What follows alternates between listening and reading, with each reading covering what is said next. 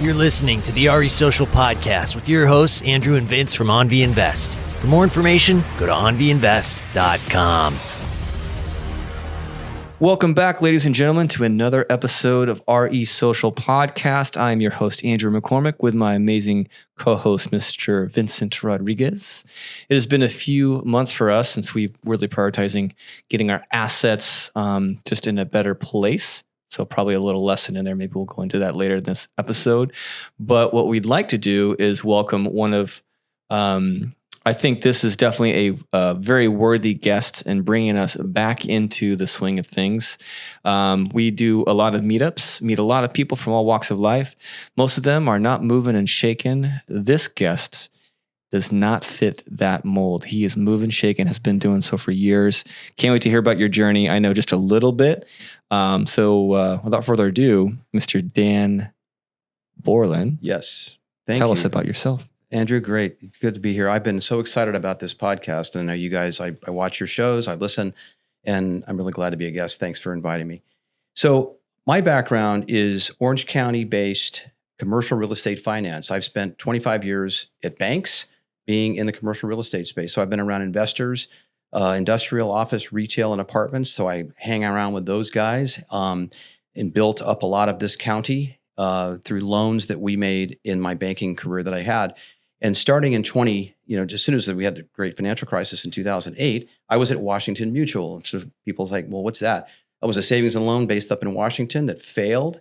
And JP Morgan came in and bought that bank. And it was a great time for me to look out and say, look at this corporate job I have. I need to start investing in apartments and rental properties. And I mean, so much loss occurred in 08, in 9, and 10, and 11. And it was such a good time to open your eyes and get into the business and start buying. And that's when I started buying. So the first property that I got involved with was a 350 unit apartment building in Mesa, Arizona that we paid $21 million for, assumed a Fannie loan, put in $5 million of equity and borrowed $16 million. And that asset is now worth about $120 million. Fast forward to today. It was just a really good time, a good buy, a lot of renovation. What year? We bought that in 2011. And so it's been an amazing, that's if you look back, everybody looks back at their own, vintage years. And that was just one of the great years. I mean, 08, 9, 10, 11, 12, amazing years. So it was my first taste in personal investing. And so I was in with several partners there. And then it's just been kind of a couple of deals a year ever since then. And but I stayed doing the commercial real estate finance. I stayed working as the head of commercial real estate lending for 5 different banks, all based in Irvine. So that was my corporate job. But then I had this side gig of doing all of these different kinds of properties. And it was always pretty much residential, a couple of retail here and there, and never office, and maybe an industrial deal here or there. But really started to get into that. And so lately, we have been investing in the state of Georgia. And that's where we're watching amazing cap rates, great values, and amazing, renovations of single family homes where you can buy things for $50,000 to $100,000, put $50,000 or $60,000 in it and turn it around. And either you turn it into a rental property that you just keep, or you can flip it.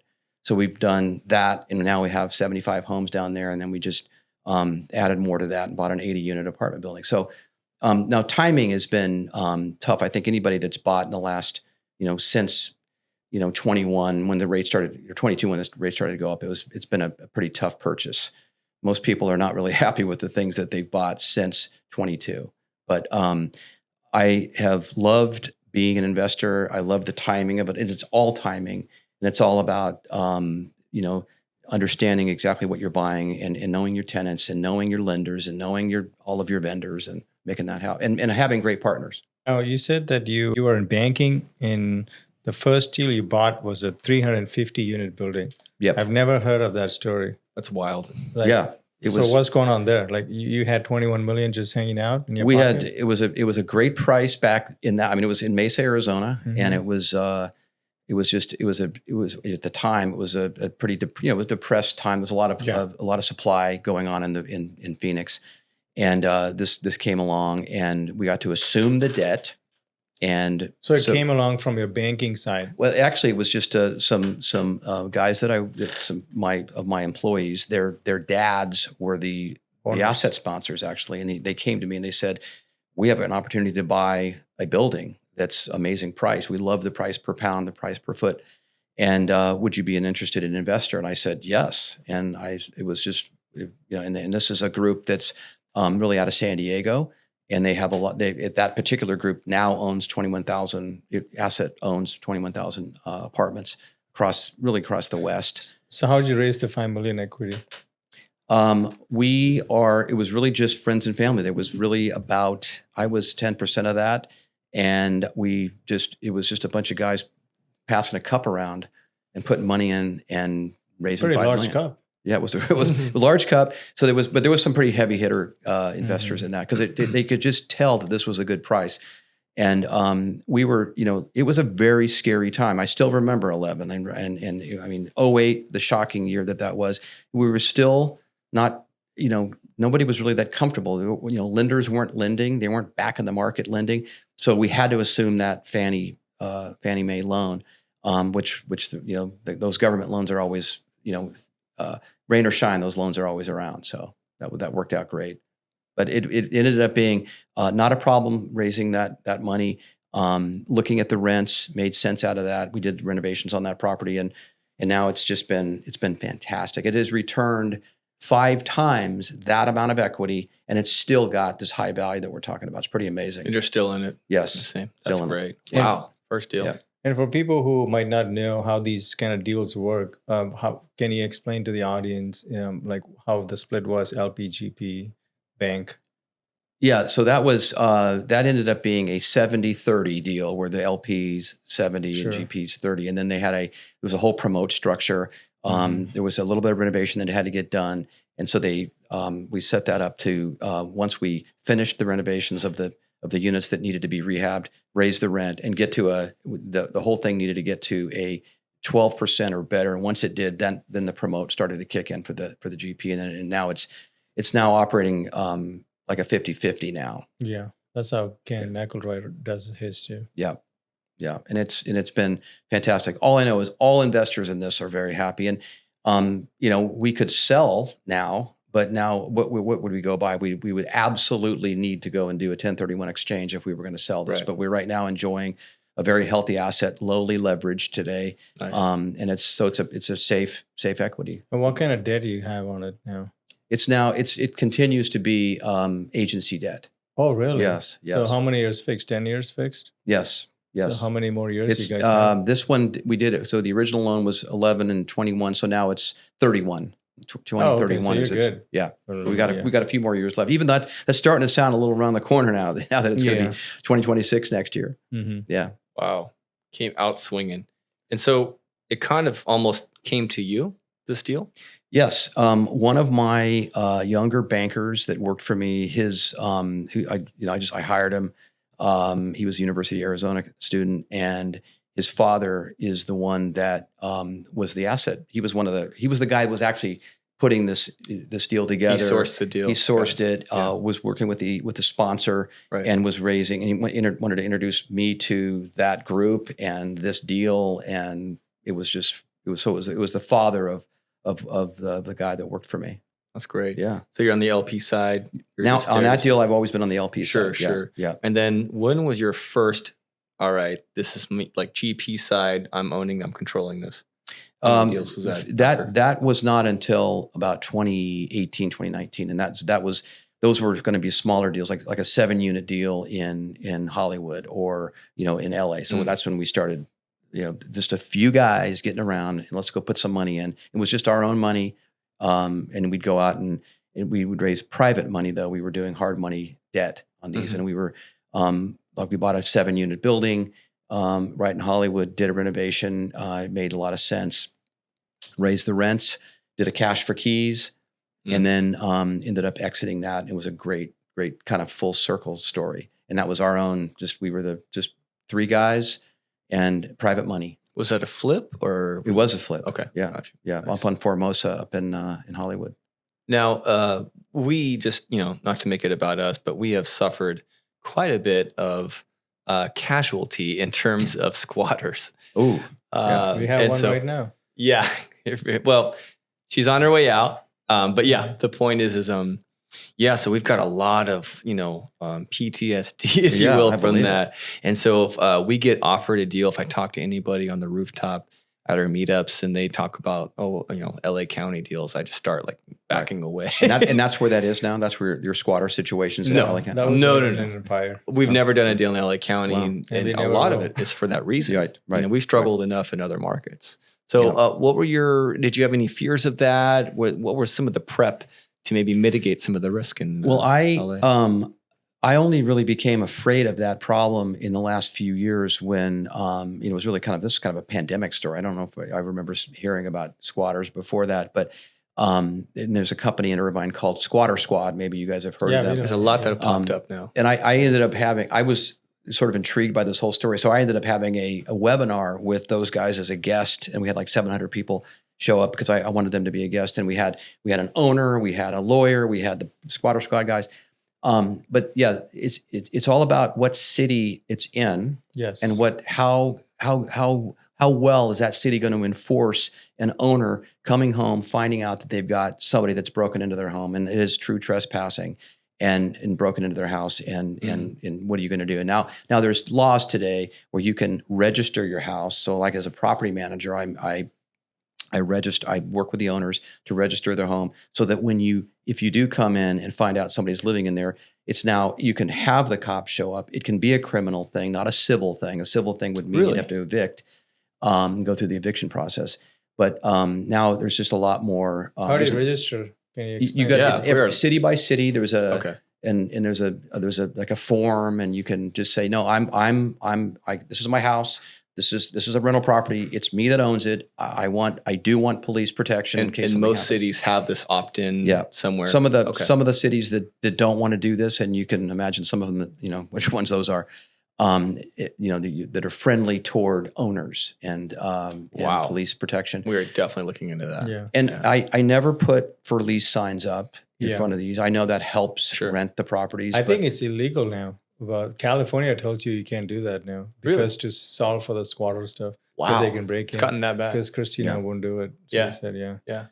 And there's just all the preventative stuff that you guys know that you would do to try to, you put signs up and all these things that you do, and you put music in, you have music, coming out of the front door and checking it all the time, and cameras, but it's sad that we have to even talk about it. But I guess, so that's a lingering issue you're saying you're having now. But the squatters he's talking about, for the listeners too, is actually people breaking in and like squatting. It's almost impossible to do that in ours. We're like raged out testosterone dudes. We'll just show up if you do that, because I have 8 cameras in this building right now. It's recording 24/7. Yep. You come here, you're dead. Like this. Right. But the issue is like people, let's say they move into our home, they stop paying after 6 months or a year. Then that's because now you have tenant protection stuff, right? Right. So that's mostly we deal with. But of course, people are broken into our homes too. So you're saying a tenant that's they come in, ostensibly vetted. You've looked at their backgrounds, obviously do all the things you do, and then for whatever reason they've said, I'm going to stop paying, and then now you got to go through the and it takes like a long time, and then they try to negotiate. Well, we want to stay here for free for a year, right? From our first deal we ever did in Bakersfield, we had this issue. It was a day one, all 3 squatters. Yeah. Wow. Well, technically, one in the middle was vacant. We're cleaning it up, but the other 2 were squatters. Yeah. It was wild, man, and it was like scary because it was every dollar I had went into that deal, and it's like you got to figure it out. It's a money pit. Up. Yeah. And then what they'll do is they'll then suddenly the kitchen or the bathroom will develop a mold problem, and they're now going to start having that issue. Yeah, they have and that could be that's a concern, definitely. And then they're going to take pictures of that. So you really you've got to be so you got to, massive inspections, lots of pictures. Like when we take pictures before people move in now, it's probably no less than 150 shots, a very expensive camera, floor to ceiling. Every square inch of the unit is now truly You can zero in on it. I can see at the corner of every single room, all the floors, all the ceilings. You're opening up cupboards and everything. All the cupboards, That's smart. Every door, every closet. And is this for the assets that you own, or the ones that you simply are managing with managing? Your team? That's the management responsibility, because nowadays, if you want to try to deduct from security deposit for any damage, you have to now prove the before and after and have very good pictures and receipts. I love that for that. Yeah. I mean, I having been, we've been doing this for over 8 years now, or 7.5 years or whatever. I have a different take on the whole squatters. Before I used to get super mad and be like, I hate these guys. I actually don't blame them at all, because the system is set up for them to do that. And they're just doing how the system is set up. They're just playing a game, right? So, we shouldn't have them have that system and then blame them for doing that. Like, we should change the system, right? Right. You shouldn't give, this story, this is a crazy story that happened to us. It's, we had a nice family, a mom, she was pregnant, and California Street. And then her husband's a pastor, and through the church, that was sad. They go back, they went on vacation, came back, squatters. They can't move into the home. They called the cops. The cops said, we will arrest you, the pregnant lady. And then they're like, cool. And then so we basically cut their rent for like 50% for like 6 months just to give them a home. Mm-hmm. And they stayed with us in one of our homes. And it took great. them 6 months. They were sweethearts too. The best tenants in the whole universe. They were the best. But the moral of the story, not the moral of the story, but the thing I wanted to bring to attention is that the pregnant mom with the kid is calling the cops, and the cops said, we will arrest you. Who's pregnant, whose home it is, right? Yeah. So they had to live in our home, and eventually, they were able to get them out. Wow. But the law is protecting the tenants who's smoking meth in the house. Mm. So do you want to blame the meth guy, or do you want to blame the government who told, hey, smoke meth and kick out the pregnant lady, we'll help you out? Yeah. Everything is incentive. It's pretty insane. Yeah. Upside down. So how have you so you've developed a better attitude about that, I guess, in terms of how to deal with that? Like, it's the system, I guess. Like, one, we're like super cracked out on cameras. Like, every property has, I have 2 cameras on the table right now, because we like, I can't see that one angle, and we're like, cameras. Sure. And it's like, because when we see the camera, he will get on it and be like, hey, what are you doing? And then you can be like, bladder. You can literally just run away. Talk to the, hey, like, what's going on? Yeah, we'll see you in 10 minutes, and we actually show up and they run away. Yeah, we had that issue in Placentia. Yeah. Actually. Okay. So that's these are great ideas. The cameras, I like that. Yeah. Because you just don't want to give them the opportunity, Don't give them an opportunity and then complain. Correct. Took it, Correct. Yeah. And I would say actually the majority of our mistakes, if I had to boil it down, was I think a lot of the tenants were inherited from a purchase. Yes. Right. And so I think that was on us to maybe vet them as if we had vetted them as a new tenant. And I know that we definitely overlooked that, maybe rushed through that. Just learning lesson. I mean, and I tell this to everybody. I coach people in the real estate stuff, but as well as building your own, business. And I always tell them the same thing. Forget about the money. Make sure it's the people that matter. Right. Who you hire, what clients you have. Be willing to let go of clients. Mm-hmm.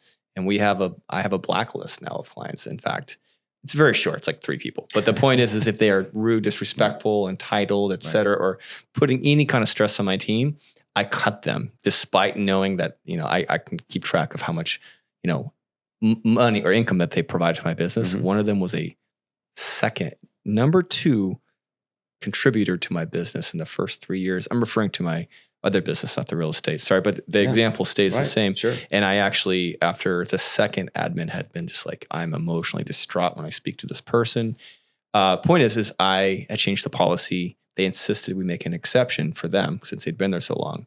And I, in a very polite way, without ChatGPT, I'm proud to say, basically told them, kick rocks. Yeah. And they made their own decision, which was even better because I said, I'm just holding firm, and they left, and it was great. And my team saw that, and it really helped the morale of the team. They saw that I had their best interests at heart above the clients, Well, you just said something very important a minute ago, which was when you are buying a property, and I have an example of somebody that did, an owner, it wasn't me, it was an owner that bought the property earlier this year.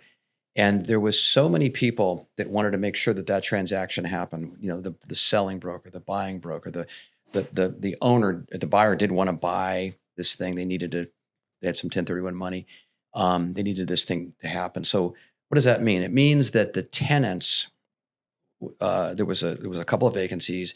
They needed to just jam some tenants in there and let's get this thing occupied. Let's get this thing sold. Let's get the good cap rate. So many things were overlooked. And that means, yes, the quality of the tenants. Yes, there was not any background checks. There was all of this stuff. Then they self-managed it for 7 or 8 months. Oh boy. Then they ran into the trouble that you knew that they would be running into, which is rents doesn't get paid. Yeah. Tenant wasn't actually who they said they were. Mm-hmm. All kinds of issues.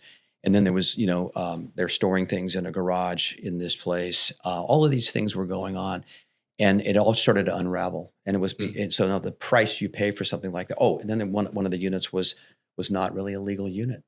So just you have a story like that, and so much was just overlooked. And they were so aggressively wanted to do this deal because they really wanted to buy a triplex in South Orange County.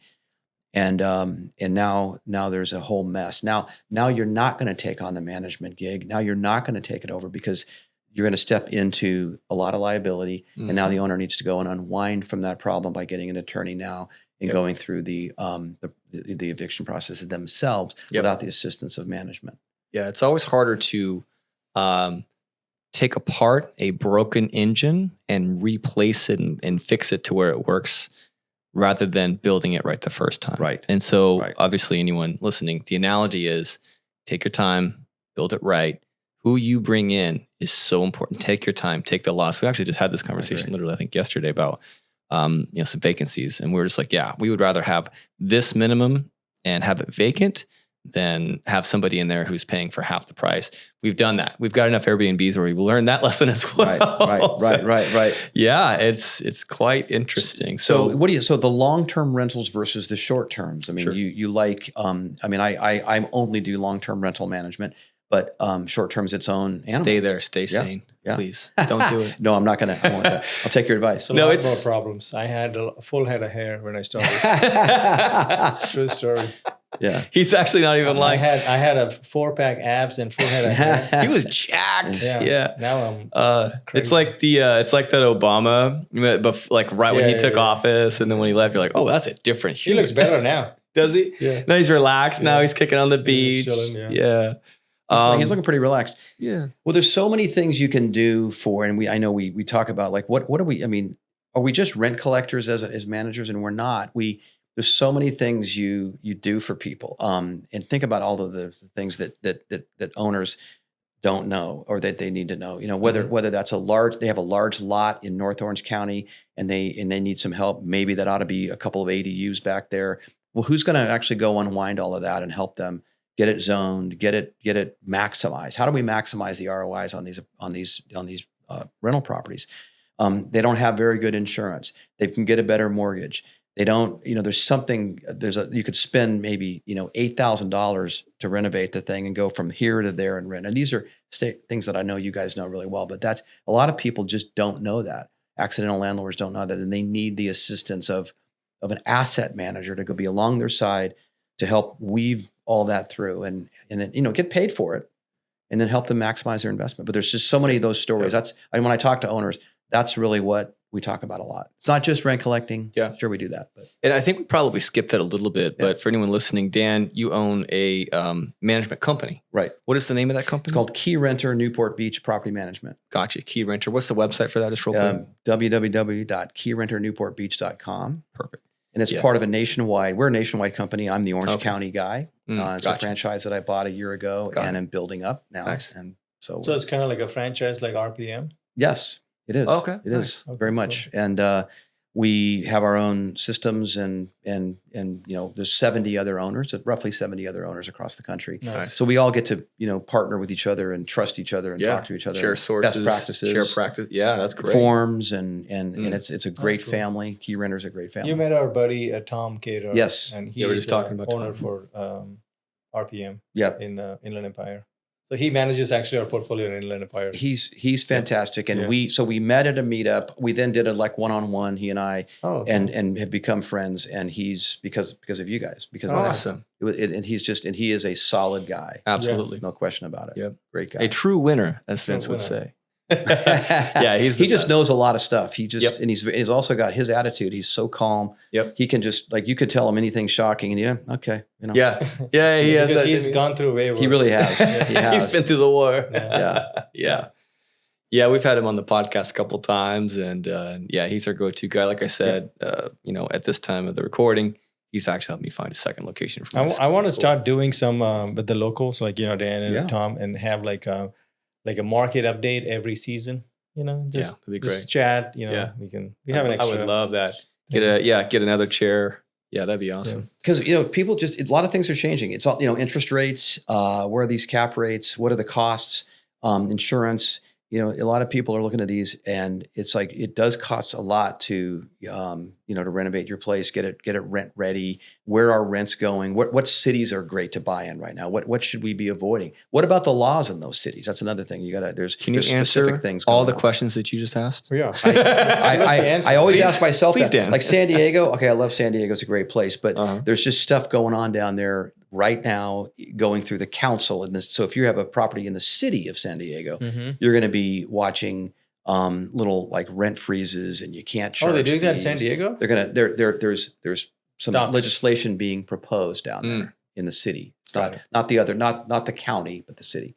Wow. So you just have to look at that kind of stuff and be mindful, and that's going to be an investment decision. You have to know. Yeah, absolutely. Yeah.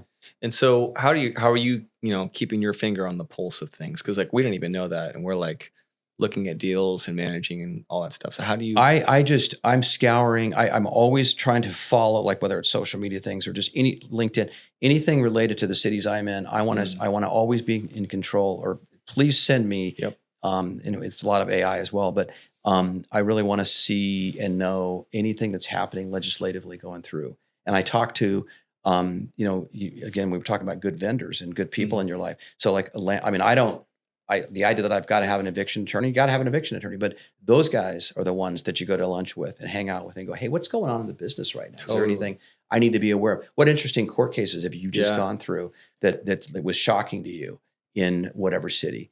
And you got to always ask those extra few questions in every conversation you're in, and you just have to just be a sponge. But it's really that kind of stuff.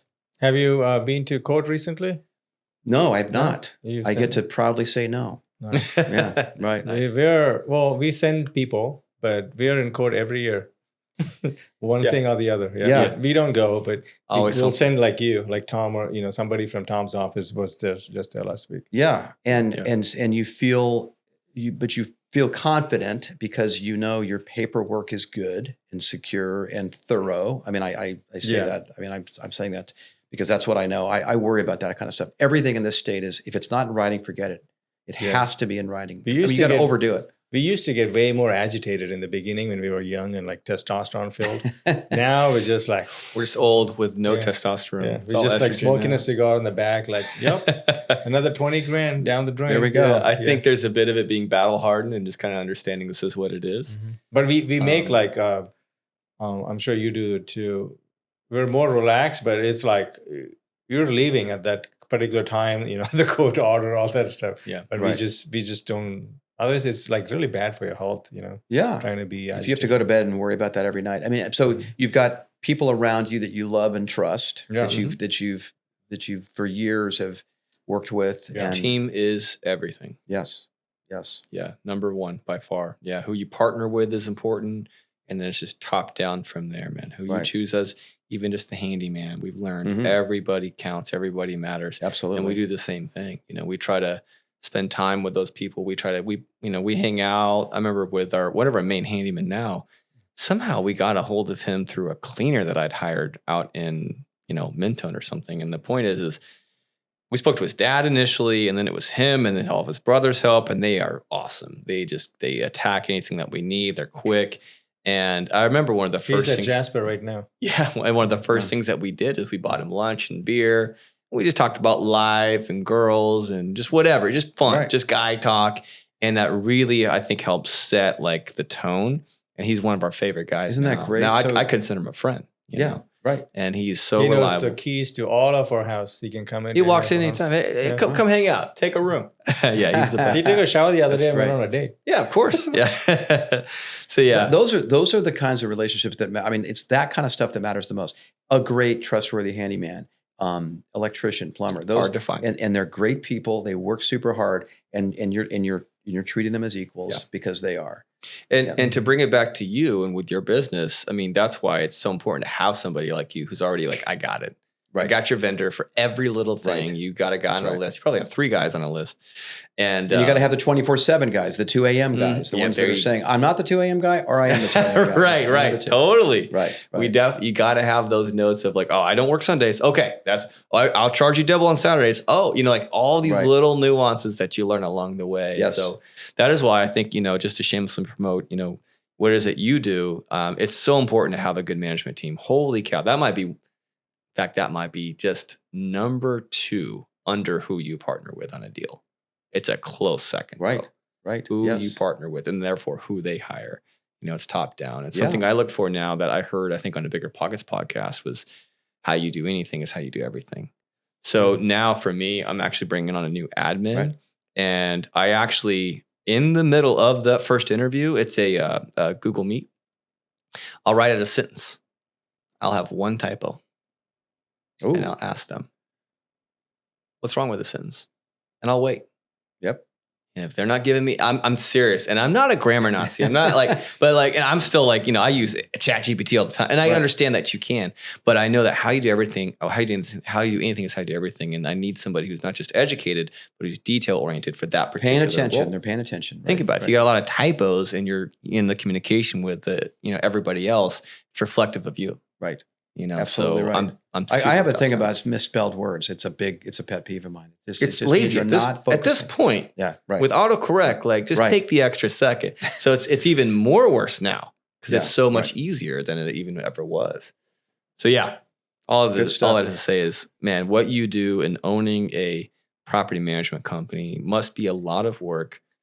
Every big dog that we interviewed in the very beginning.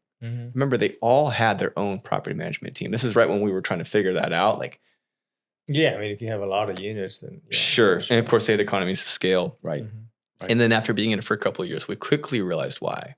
Then with the property management team that we have, they either work directly for us or it's like Tom's company, who's also our friend. Right. But if they're not your friend, and if they're not, they don't know who you are, and there's a little rapport.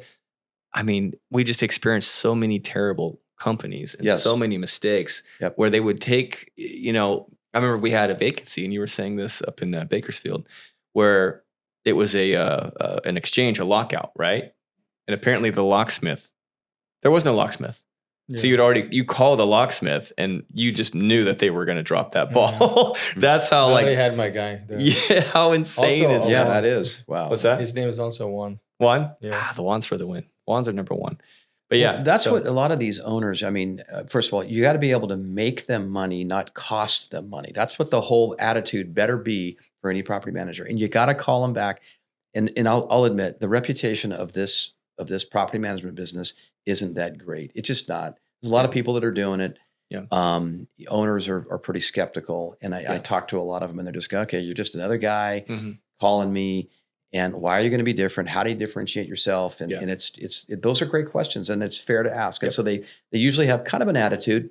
Sure. And you have to sit there and not be salesy, and you gotta be really just listen. Just how can I help? There must be pain in your life somehow. Let's just talk about it. I'm not going to sell you. Take me or not take me. Yep. But we're going to just talk about your house and your properties. And most of the time I'm running into them, they've got several properties, not just one. Sure. And they think they've got this stuff controlled, and they don't. There's problems that they don't even realize they have. And I'm asking a few questions in a nice way. Yeah. And they go, wow, I didn't think about that. And oh, wow. And it starts to make sense to them. And I know it's part of the sales thing, but it's really just, if you just want to help people and you have the right attitude about it, then it's a good business for you. Yeah, absolutely. Yeah. Like I think Ken McElroy, you know him, right? Yeah. They have their own property management thing too, and he has a lot of units, and he says he jokes that it's like a nonprofit because there's no money.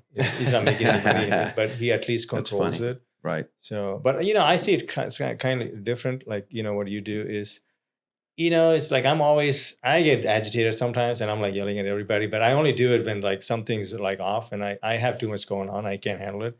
I'm like yelling at everybody. But, usually what I've noticed is, the property management company, they are not equity owners, right? They don't have any equity in it. And it doesn't make any sense to keep yelling at them. It's like, they don't care. It's like they're just doing a job. Like, it's like even me, when I talk to him, I'm like, Yep. We should yell at each other because we own the company. Right. We can't be yelling at the girls. They're just working for money. Like, it doesn't make any sense. And they will never get to that level unless you give them equity. Then they will be more and or incentive. I'll agree with general. that. Yeah, going back to what we're talking Yeah, about, right, incentive. That's something as a hiring manager of many people across different industries that I very much learned is, and I talk about this all the time with him and how I'm restructuring even offer letters and contracts that they sign. It's very much tied to the success of the business. Mm-hmm. We just did that with our VA in the Philippines, where we just redid everything. I said, okay, now here's your new hours. Here's what you stand to gain. It's based off of these metrics. And so now they're more bought in. Yep. In any way that we can, we're trying to get them to buy in. And one of our main managers, she's done a wonderful job. She's actually been really, really great, offered a lot of value and insight. We're trying to get her a little equity. In fact, both. In fact, he's trying to coach our VA in the Philippines on how to buy her own home in the Philippines. Wow. Not because he has to. Yeah. But I mean, if he helps her to close a deal in the Philippines and buy something and get a little piece of that pie, she's yours. That's a life changer. She's your main gal now forever, you know. And and that's something I just read a book from some billionaire, I forgot his name now, but he talked about that. There's a specific section in the one chapter about the hiring things. His big thing is overpaying. It's finding like the top, pay them a little more than what you're comfortable with. And then let them steer, let them do them. Yep. And we're just getting to that place where we're able to start incentivizing in that way, where we're like, we're going to double down, take care of you. And then we better see, obviously, the work happen. For me, it has definitely been the case with my other business, especially I've seen it, where I really pulled back and it was fine. And it was right after I had really put a much more generous offer together for my team and with incentives and knock on wood, it could, who knows? It's always ups and downs, but it really is. It's pretty amazing. Take care of the people. I mean, I guess the question I have of you, so I had a VA in the Philippines and I guess one of the issues I had is it's midnight to 8 a.m. their time versus our 8 to 5 business hours. And I'm needing tenant interaction, vendor interaction, and sort of, daytime California business hour. So I was running into a little bit of a, their need was, they had to work from midnight to 8. So I was having a little bit of a trouble with sleepy time, people. So I ended up, I now have somebody in Jalisco, Mexico, who's an hour ahead. Smart. And he's been in the business for 3 or 4 years. And so I'm paying more for him. Sure. But it's great. So he's got, he's an hour ahead, he's basically mountain time.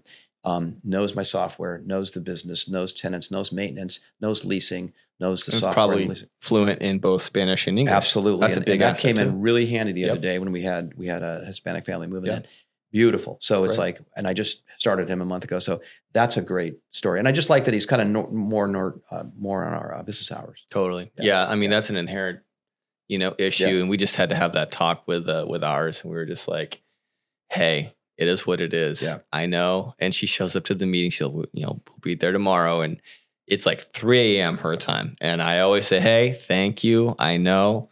But it is what it is. And we're not forcing her to be there. We are definitely paying above average. That is for sure in general, giving her a lot of work, a lot of responsibilities, a lot of hours, if you will. I think she makes 2 or 3 times national average.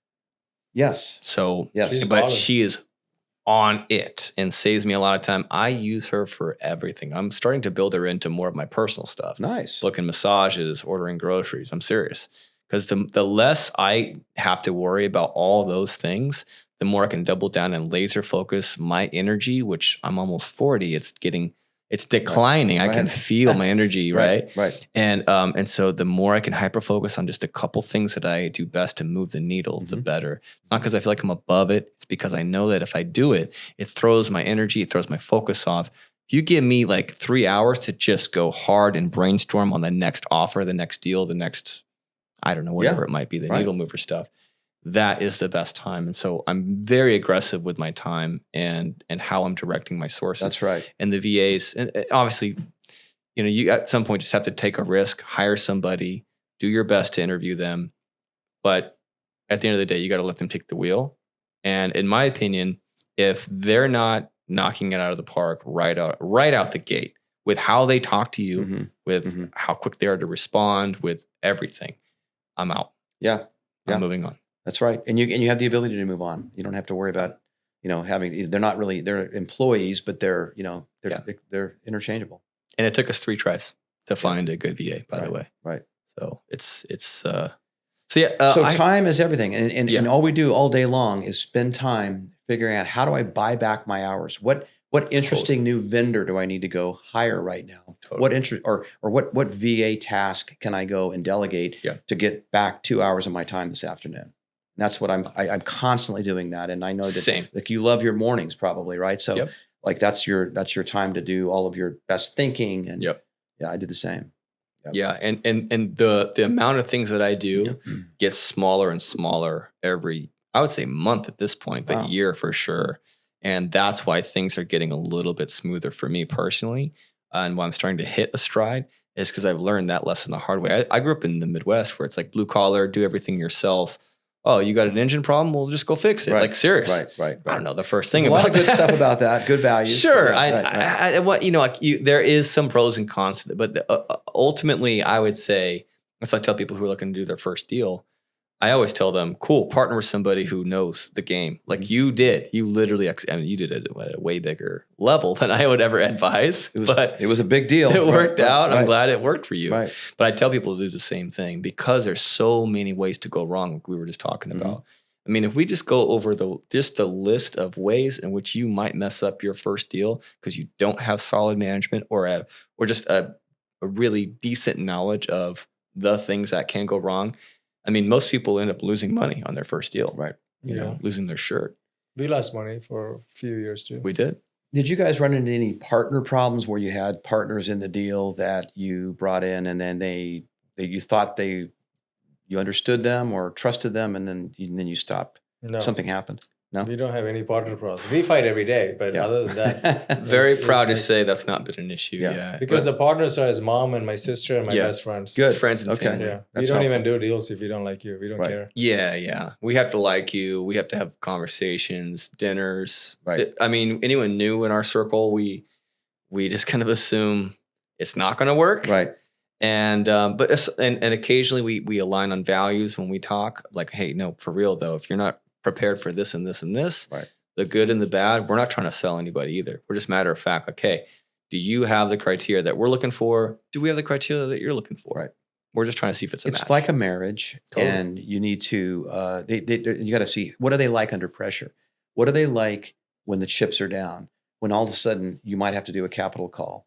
Do they have the wherewithal to do that? And you got to ask, that's a financial question, but Sure. How will they behave when there's a problem? Mm-hmm. And I don't know how you test that when you're It's a hard one to interviewing, but test. It's hard. Yeah. Yeah. That's why we partner with like very close people because Right. remember our deals are in California, like of 70% of them. We do have some in Tennessee. And California is not a cash flow friendly state. Right. So there is no cash flow. It's like you get like inflation adjusted something, a couple points on your dollar. But there's not a lot of cash flow, but the equity growth is there. So people we're partnering with, like I will only partner with you if you already have a high income job and you have a family or you got stuff figured out. If you're like trying to be like, oh, I'm trying to make it in this one deal, I'm like, yeah, get out of here. I don't care. Right.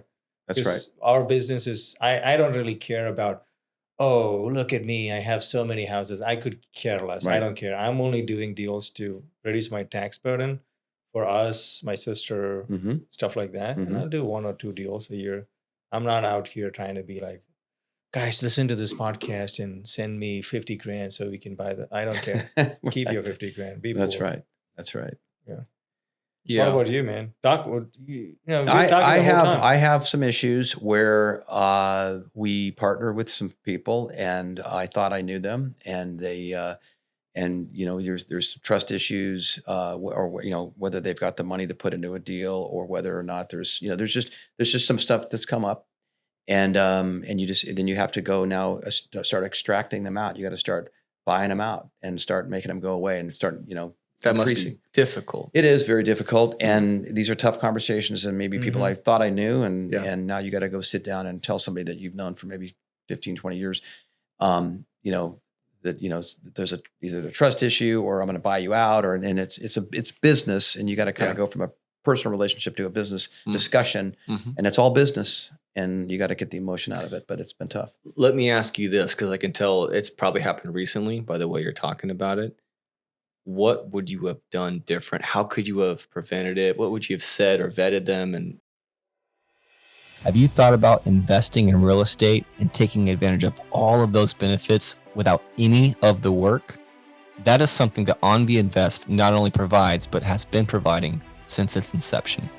With friends and family, we have built an empire and a system of a wealth generating tool that is giving us and our friends and family that leverage in their life to create true wealth. Go to anviinvest.com for more to see if you qualify. And thanks for listening. Anything. Yeah, it's a great question. I guess I would say, like if you're running an asset and you're spending money on something, and you've got it has a lot of transparency in the funds. Like if you're buying a building, you're spending money, and you're getting contractor bids, and you're now making investment. There's like you're doing a cash out refinance. Where's the money going? And you're trusting people to manage the money, and it's going from this account to this account to this account. And sometimes you just can't see all of that, because that's not what my role is in that partnership.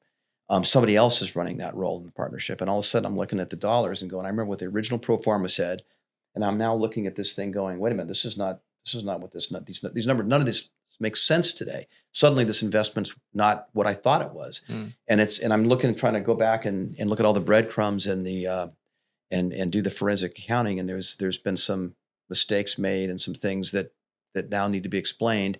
And now there's a lot of, oops, I don't know. And we don't, so I'm not saying that there's fraud, but I'm just saying that there's some ineptitude going on, and I can't control everything. I cannot control everything. And that's what happens sometimes when you are one of a few partners, and that's what their role is. My role is this, your role is that. Yeah. So what's the point of the question? It really is lots of controls in place, good third parties, good bookkeepers, good, true understandings of those numbers. You use those investment portals where you're able to see every single dollar that's going on in this thing, in, out, up, down, what's happening with this investment, and just see every dollar now. And we have all the technology to do that now. And no one shouldn't be like Uncle Bob down in Albuquerque, New Mexico. It needs to be very transparent numbers now. Yeah. Data is so unsexy, so unfun to even talk about. I'm losing half the audience right now, but I'm telling you, in our journey, I learned that business is very simple to be successful. And the third and final leg of it is data. Tracking it, seeing it, and knowing it. And knowing when you're up and down and moving accordingly. Right. That's something that we have our VA do now, where I see the data on all kinds of different categories on all of our units individually and all together. And now she just started doing light bookkeeping for that reason. Right. Because you got to know what's happening. So what's happening? It's very current. You're up to speed on everything that's going on. And then you've got to be. Of course, you're embracing AI to analyze all of it. I guess. I mean, not yet. Not yet. No, she's just in there on good old Excel or Google Sheets. Got it. And just updates it, periodically. And at the end of the month, does a little. Here's the totals. It's real simple, real crude. That for me. I'm a simplicity guy. Right. I want to be able to quick glance. This is such important information that I know I need to know it. And if someone can do all the work for me so I can glance and see what's going on, that is the best use of my time. Yes. Because I have to do it.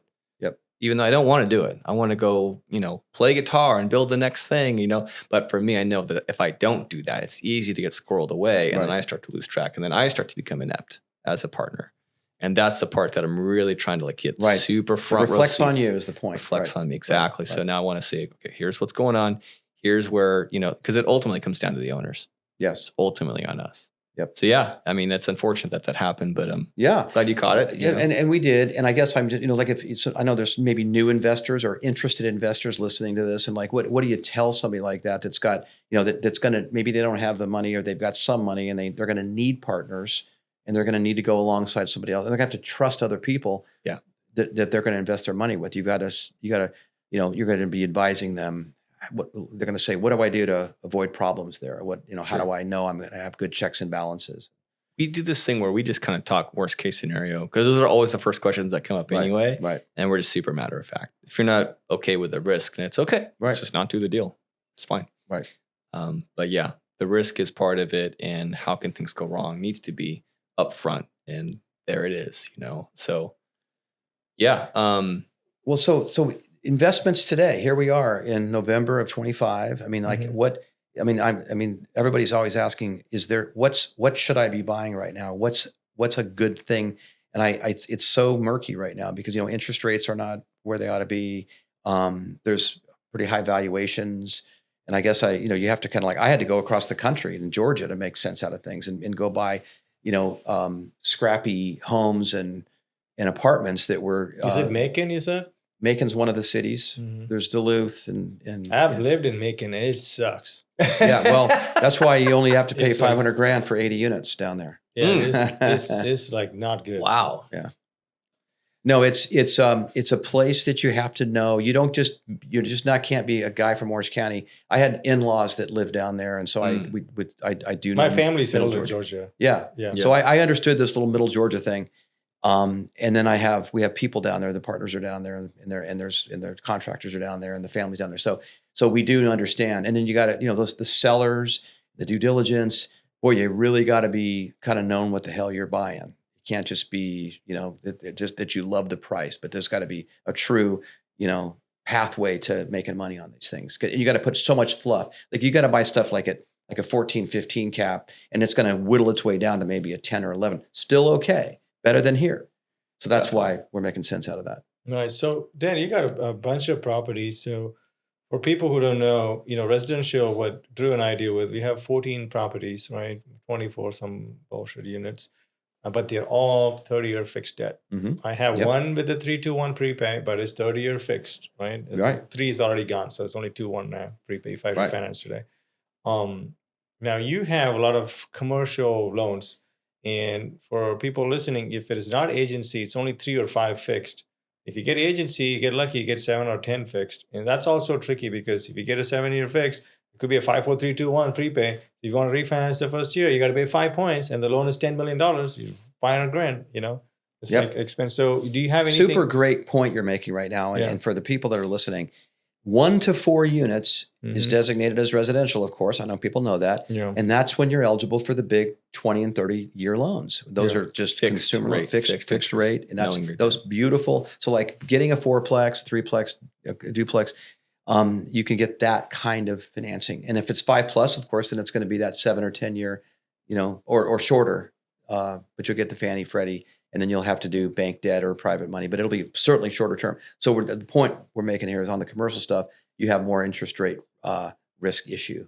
Yeah. So are you getting hit with any of those coming due that you have to refinance or not really? We've all of the loans we have are amortizing. The ones we ever put on the books we're amortizing. I think the guys that run into trouble were ones that did big interest only things where they were paying nothing down. We were letting the property amortize, and so now, fast forward to today, November 25, we can now refinance the debt today because we've amortized it down enough to the point where we can now put today's new 5 to 6% rate on a new 30-year amortization loan with no cash in, because that's a pretty good deal. That's a very good deal, and I wouldn't have said that a year ago. We were in trouble a year ago, and we had to go and do some short-term interest only stuff to bridge us from a few years ago to now. And now we're feeling like, okay, we've got a debt balance that works. It's amortized down now. And so now we can refi and no cash out, even though we'd like to do that because we've been putting money into this thing. But yeah, we refinanced something, and Drew was just asking, "Hey man, we're getting some cash." I'm like, "Where's the cash?" Dude, yeah, no right. I just paid a fee for that loan. Where's my money? Yeah. But you are, you get now peace of mind, and you have a good loan product, and I guess prepay is a big issue. It's a great loan feature to try to get some flexibility with that. So Drew, do you know how prepay works? Explain. So basically, let's say we have a 30-year fixed, right? Mm-hmm. I can just refinance every 6 months for free for life. You're referring to the penalty? Yeah. So when you get a commercial loan, if you want a little bit better deal, they'll ask you, do you want a 3-2-1 or a 5-4-3-2-1 prepay? Which means the first year you refinance, there's 5 points. So if you got $1 million loan, it's 5 points. What is that? 50 grand? Yep. You get a 50 grand fine basically to refinance again. So then you're kind of stuck, right? And that's more for commercial stuff. That's mostly commercial. Yeah. So we do have one for the Hudson property. I have a 3-2-1 prepay. So it's been 1 year almost already. So it's a 2-1. And there's all kinds of little tricks because I'm in the lending industry that I love. You got to make sure that you got to tell the lender, I want to be able to pay X amount per year down and not be subject to prepay. Maybe it's up to 20% of the loan. Let me pay down 20% of this loan every year without being subject to that 5-4-3-2-1 or something like, if I refinance with you, you will be waiving that. If I stay with you guys, then I want you to waive that. So those are things that you got to make sure you negotiate in with lender. Hopefully they'll agree to that and you always ask for that toward the end of the when it's about to close. Smart. You sneak all that. I mean, you save it for ask the end. for those things at the end, I should say. We've had all of our loans for agency debt, except when I went for the 14th, we couldn't do anymore, obviously. Right. So that's a DSCR loan. Yes. So right. that one has another important loan. Yeah. And then I guess the assumability. That's a very important feature. Trying to get assumability on these loans. Supplementals. If you get you go do an agency loan of. Like, let's say you create a lot of value in an asset and you want to just not disturb the current loan in place. You can get an agency supplemental, Freddie or yeah, Fannie. if they allow. Mostly the first lien position, they're like, screw you guys. We're Right. not giving you nothing because it'll be a second, right? Right. They don't like that. Or they'll just increase their first and then they'll blend the rate. Yeah. Yeah. Yeah, there's different options when you go to commercial. But I like to stick in the 1 to 4. I'm playing small still. Yep. But I don't know. So what do you think, man, about the markets? Do you got any? You asked a question and he didn't answer. Yeah, He asked the best questions. Yeah, actually, the ones he that never answers. He comes to the podcast, asks the host questions, leaves like a baller. This is actually reflective of a Warren Buffett quip that someone said. He's like, I was so excited. I had Warren Buffett's here for 2 hours. I had all these questions. I got none of them answered. He asked me questions the whole time. I was like, that's how you do it. That's why Dan's next level. Well, this is why I just have to be, I try to be like, I like to hear other people talk and me talk less, but. And that's how you become successful, if anyone's listening. That's the tip of the night. I learned that the hard way. Tip of the night, right, exactly. Sure. I mean, look, we were, I know we watched the short-term rates just come down a little bit and we keep watching whether Jay Powell's going to keep reducing it. But it's just not affecting the long-term rates at all. And I think that, I mean, it's affected a little bit. It came from 8 to 6.2.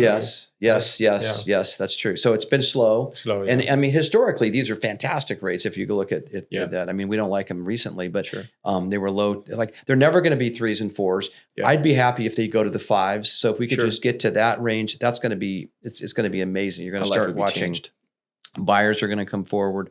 Sellers are going to sell. We're going to get a good equilibrium of buyers and sellers. And we're just right now sitting here watching that not happen. It's just been pretty stagnant, we're getting closer. Do you think it will? I think next year that it will. So one thing that's crowding this out is when you have 37 trillion of federal debt and bond buyers that you have to keep scouring around to try to find, there continues to be pressure on those long-term rates because we got to keep finding guys willing to buy U.S. Treasury debt, to finance our debt. And so that's something we've never had in decades in the past, and that's putting that pressure on keeping them from being lower than like we'd like them to be. Yeah, but we do have an aging population. Yeah, so maybe that is a win-win. We'll see. Maybe. Yeah. Right. Who knows? It is. But I think I would love to start watching our Gen Z and our younger generation buy homes. The idea that they can't they can't buy at age 30, 32, 35. I mean, it's a shame. I mean, that's what I really wish we could see more of generationally. And I think they can. It's just a different game they have to play. Like, yeah, for it's example, a much harder game. Let's say you want to buy in the street, right? It's like people on my company are like, oh, it's not fair. And I'm like, where do you live? Like, oh, I live in Newport Beach. Right. I can't, it's not fair. I'm like, so you want to live next to Leo? Have you been in Titanic? Yeah. That's probably a factor in that they're raised in the social media, world where it's the flash, it's the Porsche, right? It's the highlights and the lowlights. As if it's all easy to have. Right. Exactly. Yeah. And then, that's another topic. A lot of these people who make it look easy to have are selling you a course and a lot of times full of shit. Right. One just went down, Ty Lopez, here in my garage. Allegedly, sure. Nothing's happening yet, but yeah, I mean, and it's not really a surprise to me. I've been, out doing meetups, social. I'm a very social guy. And in the back of my mind, I'm always kind of like considering raising capital for us for the next deal. And so when things come up, this is why I open the whole podcast with a lot of people that I meet are just kind of full of shit. Dan is not. Essentially, that's what I said. And I'm not. And if you take offense to that, I think that's on you, right? And the point is I'm in Orange County, but I do meet a lot of those people who have the watch, who have the car. And when it really comes down to brass tacks, they're like, actually, can you pick up the dinner tab? Money's kind of tight. Right. I literally had that happen to me. I'm like, and you're looking down at their wrist. You see what they drove in. Okay. And I don't say anything, but now I immediately back away. I'm like, okay, I just wasted my time. That was my bad. I don't he's got a radar for it better than I do. I tell people I need 15 seconds. I can tell you and your family are a moron or not. Like within 15 seconds. You open your mouth, I'm like, you are worth a garbage. It's a real thing. Please he's got a gift. The fuck out of here. He's got a gift. Yeah. Speaking of, Dan, I just want to kind of get into your brain a little bit. So you've been investing for now how long? What you started? I guess I'll say 15 years. 2011, 14 years. Yeah. Okay. Last couple of legitimate investing. Last couple of questions, last few minutes. I want to kind of wrap this up and respect your time. Although if you're down for another 3 hours, I'm in. But I wanted to ask, what are some of the big, juicy, wow, I would have done that different, or I would have kept this longer, sold that sooner, vetted that person differently? Anything especially that we haven't discussed? You talking about a business thing, or or I sure wish I would have bought a lot more multifamily. All of the above. There was. Let's do a business one. Yeah, and let's do an investor.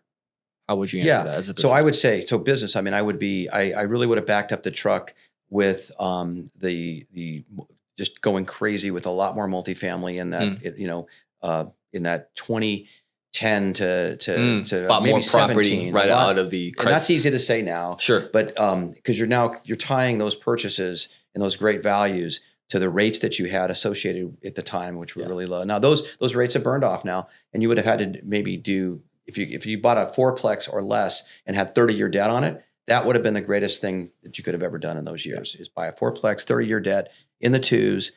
You're just golden. So as an investor, that's what you've done. Yeah, that would have been a great. Yeah. That would have been just more of that. More of that. Okay, then before you get into how you answer as a business person, is there something that you overlooked that might have told you that, maybe an instinct, maybe a feeling, but you ignored it for the sake of maybe I'm afraid to go that hard? I would say that when you're making these good bets and things were all working out on the assets we bought, we just kept buying things, which means we kept buying in 20 and 21 and 22 and 23. And I'm going to be the first to tell you that the assets that we bought in those years are now underwater. We've now lost equity on, because those are commercial deals. Those are they're apartment buildings. So that was a big regret. And it was just, but I was so. You sold them or no? No, we're stuck with them, and now we can't. I mean, we can sell them and take a pretty good size loss. Yeah. I mean, it'll now take forever to get back the equity. But the point is that to your question is, you just sit there and keep writing. And did I probably look away when I still kept wanting to buy units. And we were still getting financing, and we still had equity, and we're going to buy this thing. And so we bought it in 21 and 2. And now I'm just going to tell you that now we can't refi it out, and it is worth less than we paid because of those vintage years. But can you hold on to it? Yeah, I mean, yes, you can You can, and it's going to be like a 10-year horizon to maybe even get the money back. But you just got to write it. I mean, the income can support the debt that's in place, but it's just a lousy investment. But I should have just said, you know what, this is not a good time. I should have told myself, not a good time, really frothy. I don't love the rate. I don't like this rate we're assuming. I don't think there's any upside in the rent. And I just sort of let a little bit of discipline go aside. My point of that. Got it. And shame on me. Was it a gut thing at all as well? It's like, I kind of feel like this isn't. It was like, okay, it's like you're in Vegas and you're winning and you're at the craps table or whatever. And you're like, it's just, oh my gosh, here comes a 7. It was just, you just felt like you wanted to keep going. You just felt like, okay, this is real estate. It's California. So you were just hitting so many home runs. We were. You kept thinking you were just going to get up and do another home run. I see. And we were rolling things out of old investments into new ones. But Yeah, we got a couple of bad ones. We bought it on the same time. Yeah. We just closed down one refinance, which brings down, our deals are a little, they're not $1 billion or less, but it does reduce our PITI by, and the cost by operating the property by $1,000 a month, which is a pretty good difference. So, but it took a few years and pain and, buying at 7.5% and all that stuff. Right. We had to suffer through it. But your deals are way more stressful because of the debt structure and all that stuff. For us, it's, even though it's 7.2, it's not anymore 6.375 now, but it was fixed for 30 years. So it's never going up. Yeah. Well, you can really plan and forecast your cash flow and your investment. Like when you have that kind of debt, it's great. Yeah. I wouldn't do that's anything. why we do it. And not one deal can take you down. I mean, that's the other way I like to invest is like, not one of these. If I lose the entire investment, is that going to change my life? It better not, or you shouldn't make that investment. Yeah. That's a nice little soundbite actually. Yeah. That's really good. But it's as an investor, it's like, sometimes maybe it's the best to sell it and take a small loss or whatever, but I'm nuts. He'll just stay in it for life. Literally, he'll go down with the ship. My boss, everybody in my family, like, sell that piece of crap house. And you know what I do? I invest $200,000 into the house. I'm like, how about screw all of you guys? I'm going to sell all my stocks and double down, triple down on it. Right. And then now it's like, it's back to, is good now, but it's kind of stupid. But I think, real estate, if you hold it long enough. With our fixed debt and the way that, appreciation naturally happens when in this area, you're playing a safe game. But if I knew what I know now, was 100% not buying that piece of crap house. Right. There's no chance. Right. Sure. Right. Sure. But it's like we've bought and sold, we hold 14 still assets. We've had like more than 30 at some point, right? Bought and sold stuff. Yeah. Okay, maybe 5 was bad, right? But I'm not Jesus. That's actually a really good batting rate. Right. If you look, I remember, I love Shark Tank, and I'll watch like interviews about like they'll talk to Mark Cuban, like how many are like the bad deals, what percentage? There's a lot of bad deals that they do, like a lot. But their wins are like really good. Exactly. The wins are good. One home run is like, oh, I'm good, I'm covered. You know, one big runaway. Do you think those guys on balance are ahead in their? I mean, they got a great. They make money on that TV show. So to me, I have to separate that from the investment. Without that factor, put the TV rights out of there because that TV show does very well. But just the investments that they made, I wonder, has it been on balance a win? I mean, I follow Kevin O'Leary pretty, and I know all the stuff he does. He's and great. He's doing very well, for sure. Yeah. He's very smart. I listen to him a lot. I follow him. Smart guy. He's very, I like him a lot. In a lot of different sectors too. He'll like talk on a lot of things. I'm like, how do you know all that? Like he knows real estate, business, all this stuff. But he's, I don't think he owns any real estate. He's all a business guy and stock guy. Gotcha. Yeah. Interesting. Yeah, that's a great question. I mean, I've learned, if anything, I've learned anything is like, I've learned that I don't know anything about that. Like I've been fooled so many times by the big flashy, like I got this and that. You never really know until you open those books. No. Unfortunately. He's like an eternal, what is it? Optimist? Optimist. Yeah. And I am like, I wouldn't say I'm a pessimist. I'm a realist. Right. Like if you shake my hand at the meetup, I'm like, this guy kills babies is my first opinion. I don't care. Like that's my default. you're poor and you kill babies, and that's where I start. Right. And then you have to really build yourself up. I mean, Yeah. you got to start from the bottom and work your way up with Vince. I mean, and I tend to go as everyone's got a clean slate, innocent until proven guilty. And honestly, I like that demeanor. I'm like it has served me well in ways. You guys that are great partners. There's no question about it. Exactly. But I am coming to the dark side with him. Like I had a phone call with somebody who basically was trying to sell me on some stuff that I knew I didn't need. I'd already experienced a couple of years of this. And I just hit him real good. Like I was very polite. I wasn't mean, but I asked certain things and I said certain things where they basically got me off the phone with the guy, with the whatever higher up guy it was. I forgot his name now. Not that it matters. And then he asked me some questions and tried to poke some holes, and I just gave him, some basic answers. And then so, okay, well, send me an email then, if you still feel like we can do something. Yeah. That's why, and I was honest, just send me something, but I don't think they can. So, I mean, I'd be happy to entertain it if it makes sense for both parties, but I'm not seeing that happen. No. And it's the last I heard of them. So I'm learning to have a little bit more of my guard up and learning to just be a little bit more like, well, let's see. And not trust people on their word. For me, I am a very honest person, like to a flaw sometimes, where I'm just like, okay, maybe I should hold that one back. And I kind of we all assume everyone's the same. We do. We actually really do. And that's one of our, so we're humans, and we want to believe in the best in people. So in banking, one of the things that you obviously have to sit and be in the trust business and lend money, and you hope it gets paid back. And for all these years, you have a credit inquiry group at the bank that you work at, that I was working at, and you're doing background checks, you're doing all these things. And what I did learn was Orange County is the fraud capital of the United States. It really is. We think it's Miami. It's Orange County, California. What? And it's the guys and gals wandering around this county in those cars, and all of the stories and all of the scams and the schemes and the this and the that. And it's been really it's a decades-long situation. People come here for the dream, the flash, and it's a great place to live. And I know LA has a version of this, of course, but Orange County. So that's where these things are hatched. That's where these people reside. They choose to live here. There are a lot of the folks that are behind these things, and it's just that's one of the data points we learned in the banking business is where are these folks located when they're here? Wow. I mean, they're everywhere, but they're really they like to live here. So wait, Dan, why do you live here? I like that little blue lake to the west of us. There you go. Yeah, right. That's pretty nice. Right. Yeah, it's a great place. Been here definitely basically my whole life. Yeah. So you're still looking, man? You're still looking to take down some deals? Multifamily's down pretty good. I have to tell you, I love that question, and I would say not at the moment. So right now, building a service business called property management, to me, that's the value I'm trying to create. And Tom knows this.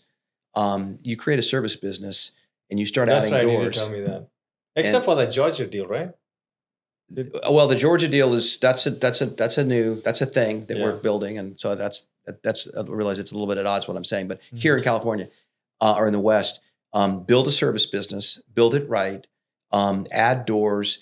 And then it is worth some multiple of gross or net, however they do trade. Like Tom knows the numbers super well in terms of how these things trade. And they have to have, its reputation, its growth, its stability, its diversity of income and revenue streams that you're creating from the service, the clients. And so you're building a service business, and that is where there's equity. And it takes a lot of time and a lot of sweat. But so I'm spending my time and energy in that and still investing, but I'm not finding anything to go buy and create value in the West right now. We built too many units in Arizona, for example. Arizona is a tough place to be dealing with, even 1-4s, I think.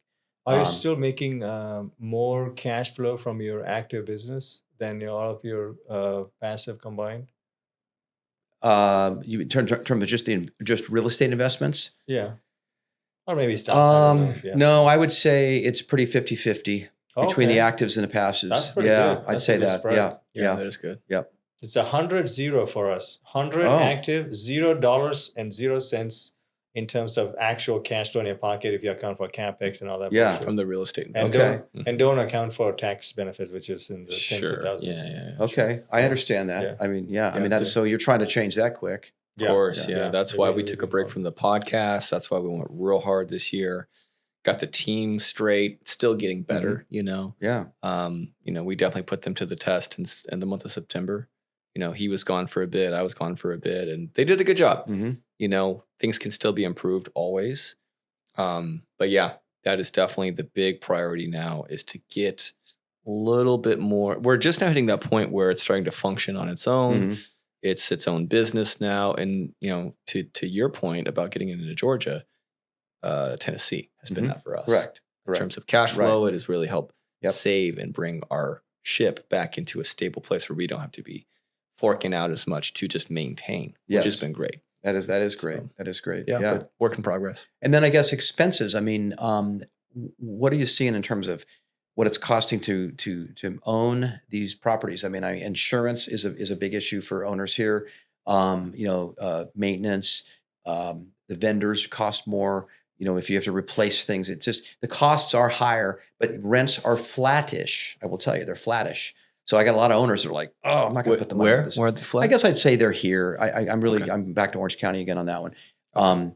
Owners are like, that's what it's going to cost me to insure this property. And like, if they've owned it a long time, then it makes sense. You know, then there's enough room, there's enough equity, for them to own, you know, to collect rent and pay their expenses. But a lot of these newer owners, they're shocked at what their asset management fees are in terms of what their insurance is, how much it costs to replace an air conditioner, what it costs to maintain things. It's a lot more than they thought, and they're really kind of accidental landlords. They inherited the property, and they don't know. They go, it's going to cost me that, so I got to teach them that stuff. Yeah. That's why you have a valuable business. You know, that's something that every person needs to either have or partner with in some way. Right. You know, either a source who knows this and manages it with them, or a management company itself just outsource it. But again, it's hard to find a good one, you know, and I don't know if your company is. I'm going to assume it is because you seem great. But yeah, it's so hard to pull off. I mean, it's a trust business. It is a trust business. You got to run it like you own it. You got to manage that house like you own it. You got to talk to the owner, and that's why I only take on owners that understand this kind of stuff. That you know, I'm not going to sit here and overdo things in their house. We're going to do it right as if I own it. Like, I don't want to spend the money on that, but I'll spend the money on that. And you have to just think about that. And then they start to go, oh, this guy. Come on, man. You don't like my marble top? Well, I'm looking at that though. You could do a lot. You can do some ice cream on that thing. You can definitely break your toes on this. You know, that just kind of gave me a little thought that might be valuable for the listeners. And what you said, just relating it back to kind of, you know, something that I learned a little while back, which was, so we don't own a bunch of Airbnbs, right? Right. I learned that I need to set this Airbnb up by either fixing the floors, getting a certain couch at a certain price point, whatever, to the finest detail. Right. I need to set it up as if I wanted to live there. There you go. We failed at that. Now, we had a tight budget and we were buying a lot. Right. But yeah, I mean, so now you were looking for something, like it needed to have style and it needed to look great in pictures. We just didn't have the money. We didn't have the brains because we just started in Airbnb. Totally. And where are those located? Just generally, are they in vacation spots? I showed you one. Yeah. Oh yeah, right. You did. Orange County, Tennessee area. Right. Yeah. Okay. All of Orange. So we started in Bakersfield. Yep. A quick history. So you know. We had 30 to 40 units at some point, and then we slowly started selling them. We moved to Inland Empire. We have all of our Inland Empire stuff still. There's 5 duplexes, 10 units. Okay. We started buying in Orange County. And then once we came to Orange County, we decided the rates were high. We had to furnish them and rent it furnished for us to keep the yield to maintain the property. We couldn't in a couple of the properties. Yeah.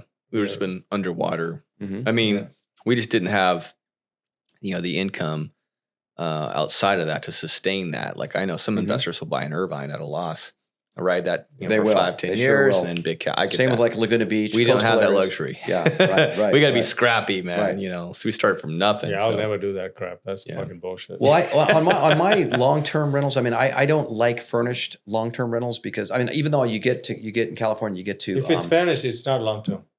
They're usually doing Short or mid term. Agree with that. Even though I've got a couple owners that like they go, it's furnished. And I go, well, okay. You do get to collect 2 months rent, not just 1 month's rent when it's furnished. So you get some damage for the deposit secure there for the security deposit. But then what you're going to have is you're going to have tenants going, the leg is loose under this marble coffee table now, and you got to sit there and deal with that. Yeah. And then the couch, and then there's a stain, and then what do you do? So it's just too much. So I'm unfurnished guy. Yep. Yeah. For long terms. Yeah, we like the long terms, like you said, like the older owners. We're a little bit older, so we understand the game. But it was hard to convince when I was buying a lot, and then everybody's like, "Hey, bro, we're not making any money." I'm like, "Yeah, we won't for the next 5 years. But do you want to be a multimillionaire, or you want to make $10 today?"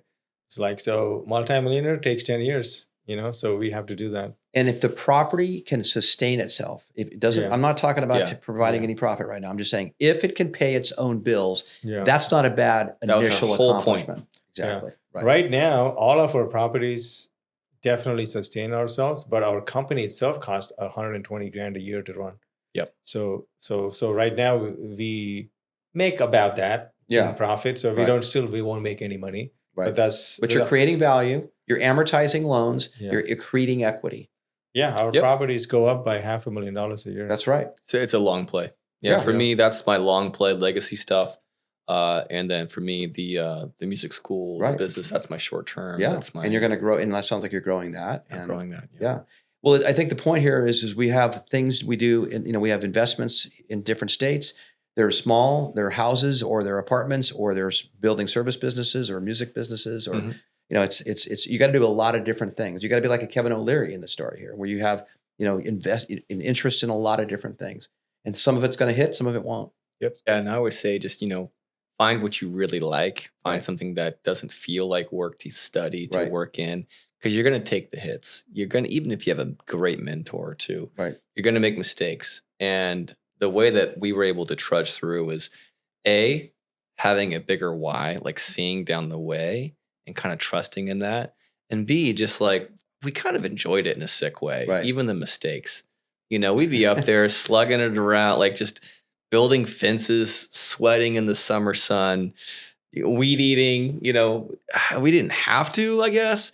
But we kind of... That property was kind of unique because mom owned it too with us. Sure. So my mom owns part of the property with us. Great. So, half the property, actually. Yeah, my stepdad's one of our main handyman. So we have he comes over, we just talk crap the whole time. He shows up, I'm like, he cut his knee open. It's going to be a bad day. Oh my God, that was crazy. Yeah, we watched him slice his knee open pretty hard. That was nuts. Nothing, he was fine. Yeah, he was fine. He just stitched it up real quick. He's so ridiculous. He tied a shirt around it and went back to work. And we're like, bro, that's not happening. That's a good guy right there. Wow. Insane. He's a great guy. But yeah, and it goes back to what we're talking about, people. And the big lesson I hope anyone takes away from this is trust me. Don't think that's just a cliche, something people say because it feels good. It is good. It is right. Take care of your people. Find the best people, whoever you can afford, whoever you can partner with, delegate. Good property, good companies, good guests. All of this stuff matters more than you think. And it comes down to three things: people, systems, and accountability. People, systems, and accountability. We've been talking about all of that today. Soundbite. And if you have all of those and they're good, like I'm talking about great systems and good software and good, standard operating procedures, all that. It's all nerd. You got to nerd out on that stuff. Great. Do it. Because when you're teaching somebody in the Philippines, they need to see it and they need to see it written. And there it is. Yep. Not you just talking to them. And then the accountability piece.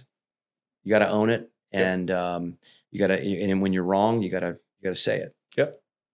100%. So people listening, I always like to end kind of similar note is, hey, market's crazy. I don't know what to do. What do you have to say to those people? Should they wait another 80 years?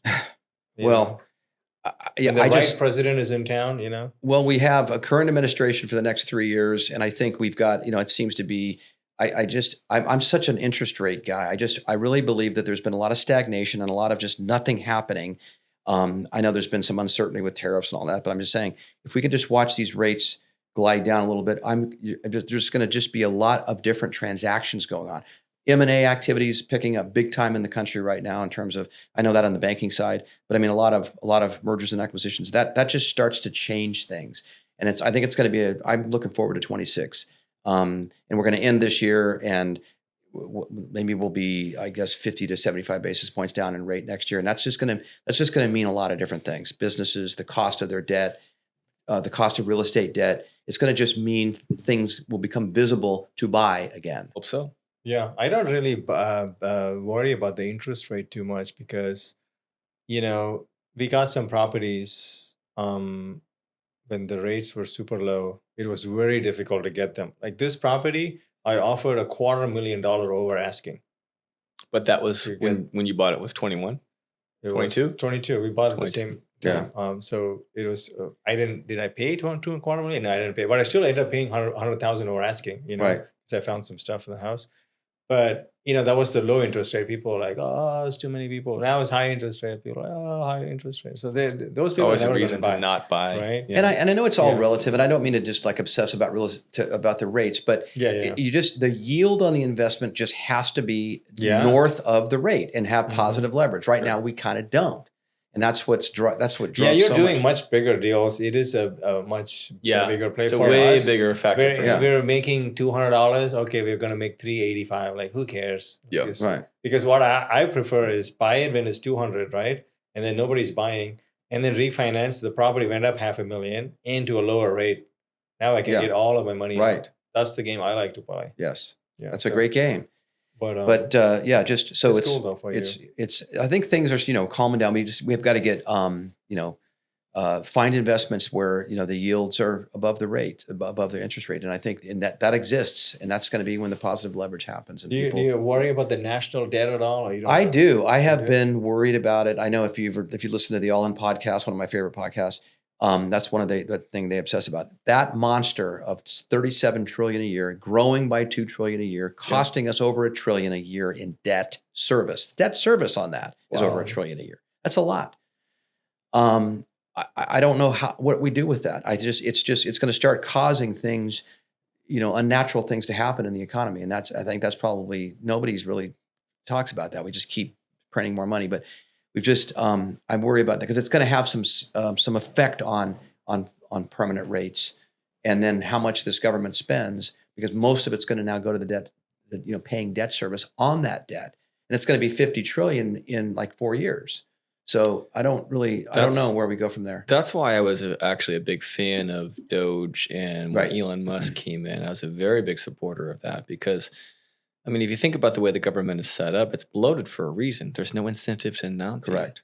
We're off the gold standard, money printing machine. They all kind of know that's probably not good, but they don't obviously care enough to not think that's a big enough factor. And the fact that it's $37 trillion in debt, that is like we're never going to pay that off. That is the least successful business I've ever seen. Right. God bless the USA. Remember, before COVID, our GDP was 19. Now it's 30. Just saying, it's not like we're making 10 trillion a year, right? And that's why I liked about Doge is he was going into it saying, "Cool, well, let's trim fat. Let's treat it like a business." Right. I mean, Elon Musk is an established, first trillionaire for a reason.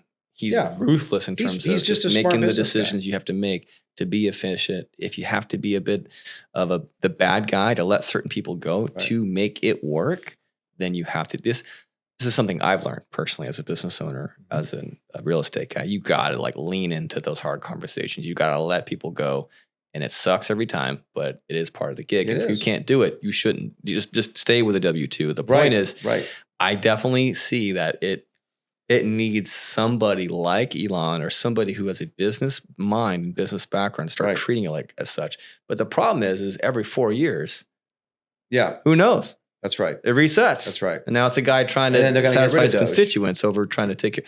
I'm not going to get into all that. No, it's true. I think everybody agrees. You just can't spend more than you take in. And we take in $4 trillion a year. And let's just run this thing for $4 trillion a year. Let's just figure out a way to do it. But there's $1 trillion of that that's debt service. Never happen in our time. No, for sure. No, I think you're right. There's no chance. No way. We could try to make the GDP to debt ratio, kind of maintain it and not go to 200% like Japan. But there's no way because the ship is already left. Yeah. And you can kind of grow your way through this and out of it, not really out of it, but kind of through it. And that's really what you really want to do is get this GDP growth. Like you said, let's grow our way to to Or you prosperity. Or you go and park aircraft carriers outside Venezuela. That's the only other Too soon? Too soon. Yeah. Right. Yeah. Wow. Well, I have one final question, if that's okay. Vince, you got anything else? No. So just to, again, be respectful of your time, we've already gone a little bit over, but I like this question. I wanted to make sure that I asked this. This is something as a, somebody who definitely considers himself average, and just, I was able to get to where I've got through just through educating myself, asking good questions. So my question I found here is, what book or mentor has influenced your approach to business, investing, just being a person in the world the most? It's like, like Zig Ziglar's sales books, I would say, being a great, being a interpersonal skills and being a salesperson and reading all of these, the books that he's written, the classes he's taught, and being a student of humans. That is what I've had business training, I've got an MBA and all of that. That's all great. But sitting in a room, and I think Vince was saying it earlier, like you can tell in 15 seconds about somebody, and how to persuade them, how to, win friends and influence people, which is of course the big book that we're talking about. Yeah.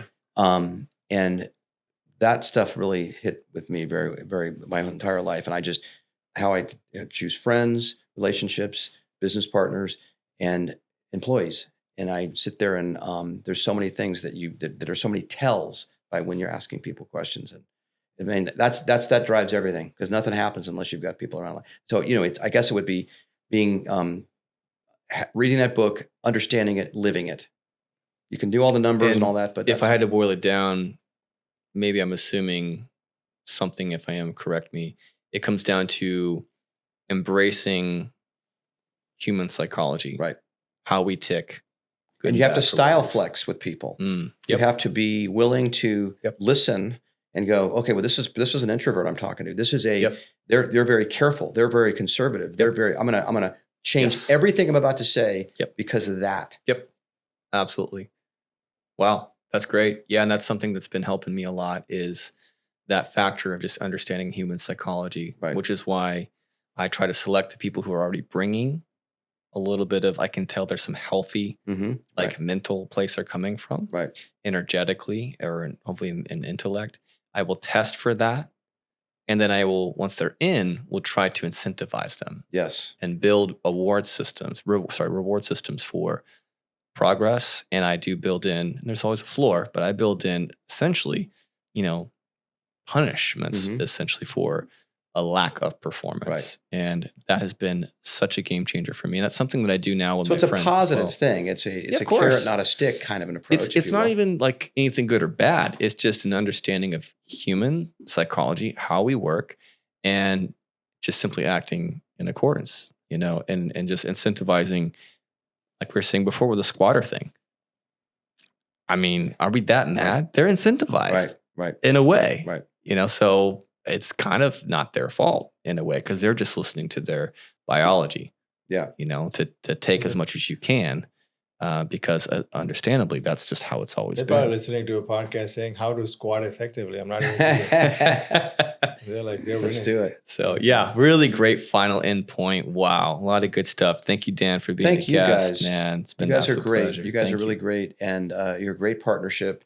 And I've learned a lot from you, and also the group. I mean, just the other people that I've met around you, people that you surround yourself with, that I've been able to get to know, have been very valuable, and I really appreciate that. Huge compliment.